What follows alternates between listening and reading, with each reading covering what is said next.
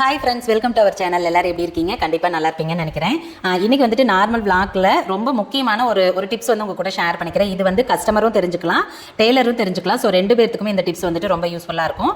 So உங்களுக்கு maybe இது கண்டிப்பாக தெரிஞ்சிருக்கலாம். டெய்லரை பொறுத்த வரைக்கும் இந்த விஷயம் ஆல்ரெடி தெரிஞ்சிருக்கலாம், தெரியாதுன்னு இல்லை. ஒருவேளை தெரியாமல் இருந்தால் தெரிஞ்சுக்கோங்க, சரிங்களா? எனக்கு அது தோணிச்சு சொல்லணும்னு, அதனால் நான் சொல்லியிருக்கேன். மேபி உங்களுக்கு தெரியுமா என்னங்கிறது எனக்கு வந்து கமெண்ட்டில் சொல்லுங்கள், நான் தெரிஞ்சுக்கிறேன். அப்புறம் வந்து லாஸ்ட்டாக ஒரு வீடியோ போட்டிருப்பேன். காலர் நெக் வந்து பிளாக் கலரில் ஒரு காலர் நெக் ப்ளவுஸ் வந்து ஸ்டிச் பண்ணியிருப்போம். ஸோ அதில் வந்து ஒரு சின்ன மிஸ்டேக் பண்ணிட்டேன், அது என்னன்னு சொல்லி கண்டுபிடிச்சு சொல்லுங்கன்னு சொல்லியிருந்தேன். பட் யாரும் கமெண்ட் பண்ணலை. இருந்தாலும் ஒருவேளை தெரியாதவங்களுக்கு, அதாவது இந்த மிஸ்டேக் நீங்கள் பண்ணிடக்கூடாது, அதனால் நான் வந்துட்டு இதை சொல்கிறேன். ஆக்சுவலாக என்னென்னா, காலர் நெக் அப்படின்னா ஷோல்டர் வந்து நம்ம மார்க் பண்ணுறோம் இல்லையா, அது வந்து கொஞ்சம் 1/2 இன்ச் கீழே இறக்கி ஸ்லாண்டிங்கை மார்க் பண்ணணும் இல்லையா. ஸோ அதை வந்துட்டு நான் மறந்துட்டேன். ஆனால் என்ன ஒரு நல்லது அப்படின்னா, அவங்க கஸ்டமர் இங்கே ட்ரையல் பார்த்துட்டு தான் போனாங்க. ஏன்னா அவங்களுக்கு 4 ப்ளவுஸ் பேட்டர்னு, ஸோ எல்லாமே ட்ரையல் பார்த்துட்டு வாங்கிட்டு தான் போனாங்க. அதனால ஒன்றும் பிரச்சனை இல்லை, அவங்களுக்கு எந்த ஒரு இதுவுமே வரல. அப்புறம் அண்ணா சொன்னாங்க, அது யாராவது ஒருத்தருக்கு தாண்டா அந்த மாதிரி அந்த ஷோல்டர் வந்து இறக்கி மார்க் பண்ணலைன்னா அது ஃபிட்டிங் ஒரு மாதிரி இருக்கும், சிலருக்குலாம் அது செட் ஆயிரும், மேபி பரவாயில்ல அவளுக்கு செட் ஆயிடுச்சு, ஒன்றும் பிரச்சனை இல்லை அப்படின்னாங்க. ஸோ அதுதான், அதனால் நீங்கள் கண்டிப்பாக காலர் நெக் மார்க் பண்ணுறீங்க அப்படின்னா கண்டிப்பாக ஷோல்டர் வந்துட்டு ஆம்கோல் சைடு வந்துட்டு 1/2 இன்ச் கீழே இறக்கி தான் வந்துட்டு மார்க் பண்ணணும். ஸோ அதை மறந்துடாதீங்க, கண்டிப்பாக நீங்கள் மறக்காமல் அதை பண்ணுங்கள். ஏன்னா எல்லாத்துக்கும் அது ஃபிட்டிங் வராது. சப்போஸ் ஃபிட்டிங் வராமல் போச்சுன்னா அதை நம்ம ஒன்றுமே பண்ண முடியாது. ஸோ அதனால் அதை வந்து தெரிஞ்சுக்கோங்க, சரிங்களா? இதை தான் நான் வந்துட்டு மறந்துருந்தேன். சரி, ஓகே. இன்னைக்கு வீடியோவில் நான் என்ன விஷயத்த உங்ககிட்ட சொல்கிறேனோ அதை வந்து சொல்லிடுறேன். இது வந்துட்டு நான் இப்போ தான்மா தெரிஞ்சுக்கிட்டேன். மேபி உங்களுக்கு அது ஆல்ரெடி தெரிஞ்சிருக்கலாம். எனக்கு வந்து இது இப்போ தான் தெரிஞ்சுது. ஸோ என்ன அப்படின்னா, இது வந்து போட் நெக்கு உண்டானது. ஏன்னா இப்போ நிறைய பார்த்திங்க அப்படின்னா போட் நெக்கு தான் நம்ம வந்து ஸ்டிச் பண்ணுறோம். கஸ்டமரும் நிறைய பேர் வந்துட்டு போட் நெக்கு தான் விரும்புகிறாங்க. அதனால் அதுக்கு உண்டான சில விஷயங்கள் வந்துட்டு நான் கற்றுக்கிட்ட விஷயத்த உங்ககிட்ட வந்து நான் ஷேர் பண்ணிக்கிறேன், சரிங்களா? ஃபஸ்ட்டு வந்துட்டு கழுத்தோட அகலம். இப்போ மோஸ்ட்லி வந்து கழுத்தோட அகலம் உயரம் பார்த்திங்க அப்படின்னா, பேக்கில் ஓகே போட் நெக் அப்படின்னா பேக்கில் நம்ம க்ளோஸாக வச்சுட்டு என்ன மாதிரி பேட்டர்ன் வேணாலும் வச்சுக்கிறோம். ஃப்ரண்ட்டை பொறுத்த வரைக்கும் மோஸ்ட்லி வந்துட்டு லோ நெக் தான் கேட்குறாங்க. அது ஒல்லியாக இருக்கிறவங்களா இருந்தாலும் சரி, பாடியாக இருக்கிறவங்களா இருந்தாலும் சரி, ரெண்டு பேருமே வந்துட்டு லோ நெக் தான் கேட்குறாங்க. இன்னொன்று என்னென்னா, கொஞ்சம் பாடியாக இருக்கிறவங்க கம்பல்சரி லோ நெக் போட்டிங்க அப்படின்னா தான் நீங்கள் வந்து கொஞ்சம் லீனாக தெரியுறீங்க, மீன்ஸ் ரொம்ப குண்டை தெரிய மாட்டீங்க, சரிங்களா? ஸோ அதனால் கண்டிப்பாக ஃப்ரண்ட் வந்துட்டு லோ நெக் தான் போடணும். லீனாக இருக்கிறவங்க, ஒல்லியாக இருக்கிறவங்க பார்த்தீங்க அப்படின்னா அது உங்களோட விருப்பம். ஆனால் இப்போ நிறைய பேர் அந்த மாதிரி தான் விரும்புகிறாங்க. ஸோ அவங்களுக்கு பார்த்தீங்க அப்படின்னா, இப்போ நார்மலாக நம்ம போட் நெக் வைக்கிறோம் அப்படின்னா டோட்டல் ஷோல்டர் நம்ம பாடியில் டோட்டலாக ஒரு 15 இன்ச்சுன்னு வச்சுக்கோங்களேன்.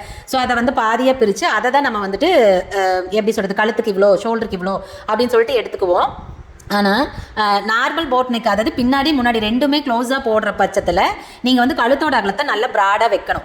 உங்களோட பாடிக்கு என்ன கழுத்து இருக்கோ அதுக்கு தகுந்த மாதிரி கழுத்தோட அகலத்தை ப்ராடாக வச்சிங்க அப்படின்னா தான் உங்களுக்கு வந்துட்டு நல்லாயிருக்கும். போட்டுக்கிறதுக்கும் கம்ஃபர்டபுளாக இருக்கும், பார்க்குறதுக்கும் வந்துட்டு நீட்டாக இருக்கும். கழுத்தை வந்து நல்லா அகலமாக இருந்தால் தான். ஏன் அப்படின்னா ஃப்ரண்ட்டும் மேலாக இருக்கிறதுனால உங்களுக்கு வந்து கழுத்து இழுக்காது, விரிஞ்சுக்கிட்டு போகாது. அதனால் உங்களுக்கு வந்துட்டு அதுதான் கரெக்டாக இருக்கும். சப்போஸ் ஃப்ரண்ட் வந்துட்டு நீங்கள் லோவாக வைக்கிறீங்க, பேக் வந்துட்டு க்ளோஸாக வைக்கிறீங்க அப்படிங்கிற பட்சத்தில் கண்டிப்பாக கழுத்தோட அகலத்தை நீங்கள் கொஞ்சம் குறைச்சிக்கணும். ஃபார் எக்ஸாம்பிள், இப்போ நீங்கள் கழுத்தோட அகலம் நார்மலாக உங்களுக்கு 10 இன்ச்சு வைக்கிறீங்க அப்படின்னா கண்டிப்பாக இவங்களுக்கு நீங்கள் ஒரு 8 to 9 வைக்கலாம். அது அவங்க பாடியை பொறுத்து, சரிங்களா? ஸோ கண்டிப்பாக 2 இன்ச்சுக்கு பக்கம் நீங்கள் குறைச்சிக்கணும். நான் சொல்கிறது மொத்த அளவை, சரிங்களா? அப்போ ஒரு பக்கத்துக்கு 1 இன்ச் குறைக்கணும், சரிங்களா? ஸோ அந்த மாதிரி பண்ணிக்கோங்க. அப்படி பண்ணினீங்கன்னா மட்டும்தான் கழுத்து வந்துட்டு விரிஞ்சுக்கிட்டு போகாது. கரெக்டான அந்த ஃபிட்டிங்கும் கரெக்டாக இருக்கும். ஃப்ரண்ட் பார்ட்டோட ஃபிட்டிங்கும் கரெக்டாக இருக்கும். கழுத்து வந்துட்டு விரிஞ்சுக்கிட்டு போகாது. நம்ம கழுத்தாரில் 10 வைக்கலாம், அது பிரச்சனை கிடையாது. முன்னாடி வந்துட்டு நம்ம கிராஸ் வந்து கம்மி பண்ணிக்கணும். இப்போ வந்து மேலேயும் 10 வைக்கிறோம் அப்படின்னா கீழே கழுத்தோட அந்த இறக்கத்துலையும் வந்து 10 வச்சு அந்த பா மாதிரி போட்டு அதுலேருந்து தான் நம்ம வளைப்போம். நமக்கு வேணுங்கிற மாதிரி ஷேப் எடுத்துக்குவோம். அதில் வந்துட்டு கீழே வந்து அகலமாக இருக்கிறப்போ நீங்கள் அதே அகலத்தில் அப்படியே ஷேப் எடுக்கிறீங்க அப்படின்னா அந்த எப்படி சொல்கிறது, அந்த செஸ்ட்டு தாண்டி மேலே வர அந்த ரவுண்ட் எடுக்கிற இடம் பார்த்தீங்க அப்படின்னா விரிஞ்சுக்கிட்டு தான் இருக்கும். கண்டிப்பாக அது சம்டைம் வந்துட்டு ரொம்ப ஆடாக தெரியும். நீங்கள் இப்போ நம்ம பிரேசியர் போடுறோம் அப்படின்னாலும் அது கண்டிப்பாக அந்த இடத்துல மேலே தெரியும், சரிங்களா?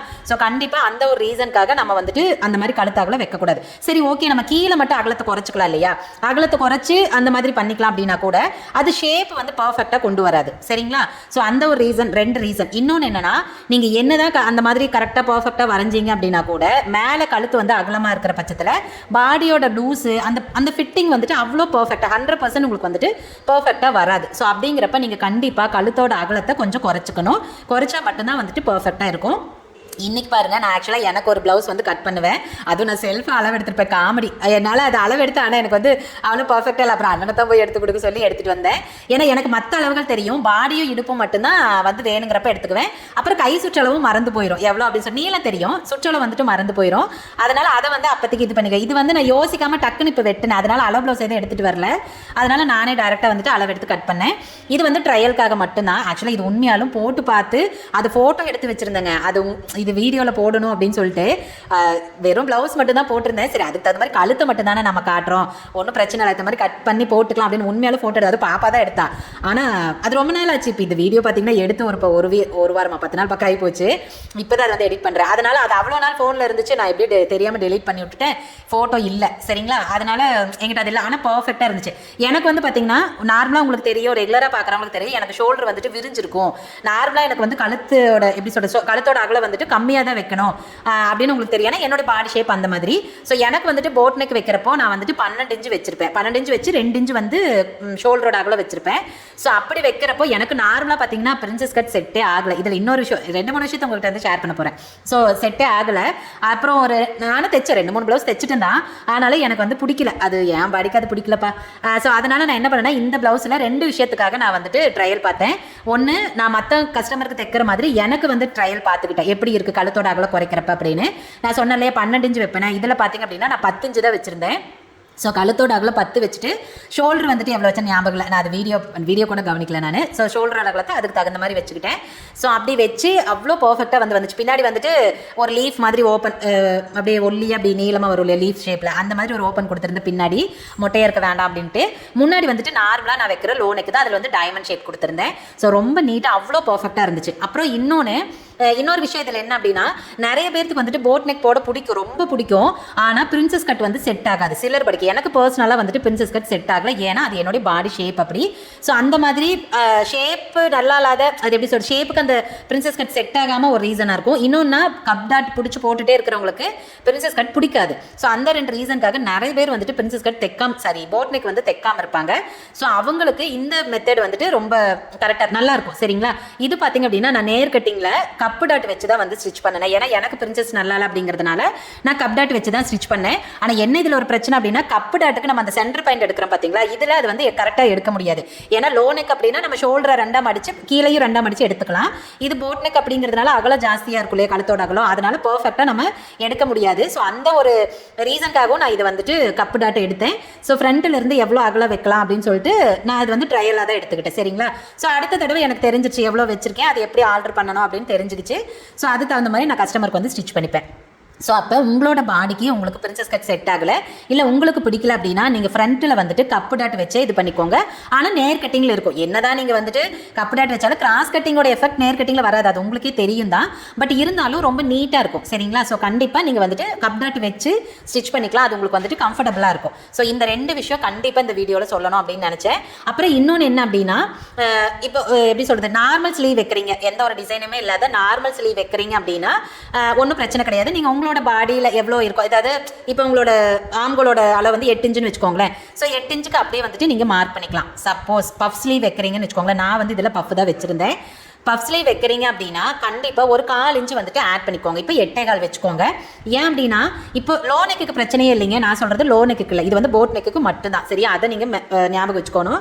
ஏன் அப்படின்னா லோ நெக் பொறுத்த வரைக்கும் நீங்கள் வந்து இப்போ ஒரு கை விட்டுட்டு இன்னொரு கை விடுறப்ப அது லோ நெக் விரிஞ்சு கொடுத்துரும், நீங்கள் ஈஸியாக வந்துட்டு போட்டுக்க முடியும், கம்ஃபர்டபுளாக இருக்கும், அது ஒன்றும் பிரச்சனை இல்லை. ஆனால் போட் நெக் பொறுத்த வரைக்கும் விரியாது இல்லையா, பின்னாடி வந்து க்ளோஸாக இருக்கிறதுனால உங்களுக்கு விரியாது. ஸோ கை விடுறப்ப நம்மளுக்கு வந்து கொஞ்சம் டைட்டாக ஒரு மாதிரி போடுற மாதிரி தான் இருக்கும். ஸோ அப்படி போடுறப்ப உங்களுக்கு வந்துட்டு பஃப் ஸ்லீவ் வைக்கிறப்போ அதே எக்ஸாக்ட் அளவு இருக்கிறப்ப கொஞ்சம் ஃபிட்டாக தெரியுது, எப்படி சொல்ல கொஞ்சம் கம்ஃபர்டபுளாக இல்லைன்னு வச்சுக்கோங்களேன்.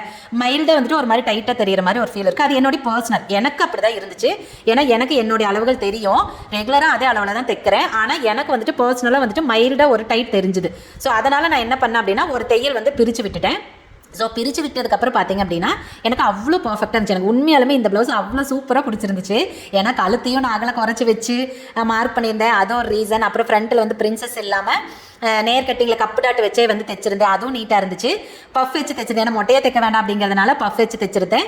ஸோ அதுவும் அவ்வளோ பர்ஃபெக்டாக இருந்துச்சு. உண்மையாலுமே பிக்சர் இல்லைங்க, இருந்தால் நான் வந்து கண்டிப்பாக இது பண்ணியிருப்பேன். ஸோ டெலீட் பண்ணிவிட்டேன். ஆனால் எனக்கு வந்து ரொம்ப பர்ஃபெக்டாக இருந்துச்சு. ஸோ அதனால் ஒரு வேளை நீங்கள் பஃப் வைக்கிறீங்க அப்படின்னா ஒரு 1/4 இன்ச்சு வந்து லூஸ் வைங்க, கண்டிப்பாக அது வந்து ரொம்ப கம்ஃபர்டபுளாக இருக்கும். இது என்னுடைய பர்சனல் எக்ஸ்பீரியன்ஸ். இது 3மே நான் பர்சனலாக எக்ஸ்பீரியன்ஸ் பண்ணி அதை நான் வந்துட்டு ட்ரையல் ஸ்டிச் பண்ணி பார்த்து அதை நான் வந்து போட்டு பார்த்தது தான். ஸோ எனக்கு இது வந்துட்டு ரொம்ப கம்ஃபர்டபுளாக இருந்துச்சு. நீங்கள் கஸ்டமருக்கு தைக்கிறீங்க அப்படின்னா இந்த விஷயங்கள் ஒருவேளை உங்களுக்கு ஆல்ரெடி தெரியாமல் இருந்துச்சு அப்படின்னா தெரிஞ்சுக்கோங்க. ஒருவேளை இந்த விஷயத்தில் நீங்கள் இதுக்கு முன்னாடி மிஸ்டேக் பண்ணியிருக்கீங்க அப்படின்னா அந்த மிஸ்டேக்கை இப்போ வந்து ரெக்டிஃபை பண்ணிக்கோங்க. சரிங்களா? ஸோ கண்டிப்பாக இது ரொம்ப யூஸ்ஃபுல்லாக இருக்கும். ஏன்னா இப்போ நிறைய போட் நெக் தைக்கிறதுனால யூஸ்ஃபுல்லாக இருக்கும். ஸோ கண்டிப்பாக நீங்கள் வந்து தெரிஞ்சுக்கோங்க. அதே மாதிரி கிளாத்தும் வந்துட்டு அதுக்கு தகுந்த மாதிரி இருக்கணும். கிளாத் பத்தலை அப்படின்னாலும் நம்மளால ஒன்றும் பண்ண முடியாது. நான் எனக்கு வந்து பார்த்தீங்கன்னா 1:20 எடுத்திருந்தேன். ஆக்சுவலாக இது வேற ஒரு கஸ்டமருக்காக எடுத்த மெட்டீரியல். அவங்க வந்து அப்புறம் வேண்டான்னு சொல்லிட்டாங்க. அது ரொம்ப நாள் கிட்டத்தட்ட 6 மாதத்துக்கு மேலே இருக்குது இந்த துணி எடுத்து அப்படியே கிடந்துச்சு. எனக்கும் அது மேட்சிங்கே இல்லை எனக்கு எந்த சாரிக்குமே. இருந்தாலும் இப்போ சரி அது சும்மாவே கிடக்குது என்ன பண்ணுறது, அப்புறம் சரி இதை ட்ரையலுக்கு யூஸ் பண்ணிக்கலாம், பார்க்கலாம், அப்புறம் ஏதாவது ஒரு சாரிக்கு மேட்ச் பண்ணிக்கலாம் அப்படின்னு சொல்லிட்டு நான் அது வந்து ஸ்டிச் பண்ணிட்டேன். அதனால் எனக்கு பார்த்தீங்க அப்படின்னா நான் ரொம்ப இறக்கமும் ஜாஸ்தி வைப்பேன். அதனால் எனக்கு 1:20 கரெக்டாக இருந்துச்சு. எல்போ ஸ்லீவில் பஃப் வச்சிருக்கேன். ஸோ அது போக என்னோட பாடியாக இருக்கும் நல்லா ஜாஸ்தி. அதனால எனக்கு 1:20 கரெக்டாக இருந்துச்சு. ஸோ அதனால் அளவும் வந்துட்டு துணியோட அளவும் கரெக்டாக இருக்கணும். அதையும் பார்த்துக்கோங்க. சரிங்களா? ஸோ கண்டிப்பாக இந்த வீடியோவில் நான் 3 டிப்ஸ் வந்து உங்களுக்கு சொல்லியிருக்கேன் போட் நெக்கில். கண்டிப்பாக இது ரொம்ப ஹெல்ப்ஃபுல்லாக இருக்கும். எந்த அளவுக்கு உங்களுக்கு யூஸ்ஃபுல்லாக இருந்துச்சு அப்படிங்கிறத கண்டிப்பாக கமெண்ட்டில் சொல்லுங்கள். நான் தெரிஞ்சுக்கிறேன். ஒவ்வொரு கமெண்ட்டும் எனக்கு ரொம்ப முக்கியம். ஏன்னா எனக்கு அதுதான் ரொம்ப எப்படி சொல்கிறது, ஒரு இன்ட்ரெஸ்ட்டை கொடுக்கும். எனக்கு ஆசையாக இருக்கும், அடடா அடுத்த இன்னும் நம்ம யோசிச்சு ஏதாவது புதுசாக ட்ரை பண்ணி நம்ம சொல்லணும் அப்படின்னு எனக்கு இன்னுமே வந்துட்டு அது வந்து ஒரு இன்ட்ரெஸ்ட்டை கொடுக்கும். சரிங்களா? ஸோ கண்டிப்பாக வந்துட்டு நீங்கள் கமெண்ட் பண்ணுவீங்க அப்படின்னு நான் எதிர்பார்க்குறேன். ஓகே, இந்த விஷயம் உங்களுக்கு பிடிச்சிருந்துச்சுன்னா இது உங்களோட நிறுத்திக்காமல் உங்களுக்கு தெரிஞ்சவங்களுக்கு இதை வந்து ஷேர் பண்ணி விடுங்க. அவங்களும் வந்துட்டு தெரிஞ்சுக்கிட்டோம். நிறைய டெய்லர்ஸ்க்கு இது வந்து மேபி தேவைப்படலாம். ஸோ அதனால் அவங்களுக்கும் வந்துட்டு ஷேர் பண்ணி விடுங்க. சரி, ஓகேங்க. இந்த வீடியோவில் நான் முக்கியமான டிப்ஸ் சொல்லியிருக்கேன். இதே மாதிரி இன்னும் நிறைய டிப்ஸ் எனக்கு தெரிஞ்சதெல்லாம் உங்களுக்கு வந்து நான் வந்து ஷேர் பண்ணுறேன். ஸோ கண்டிப்பாக நம்மளை வந்து சப்ஸ்கிரைப் பண்ணிவிட்டு பக்கத்தில் ஒரு பெல் இருக்கும் பாருங்க, அதை தட்டி விட்டிங்கன்னா தான் நான் எப்போ வீடியோ போட்டாலும் உங்களுக்கு நோட்டிஃபிகேஷனில் வந்துடும். ஸோ வீடியோஸ் எல்லாத்தையும் நீங்கள் வந்து மிஸ் பண்ணாமல் பார்க்க முடியும். சரி, ஓகேங்க. இந்த வீடியோக்கு அவ்வளோதான். நம்ம இன்னொரு வீடியோவில் பார்க்கலாங்களா? பாய்.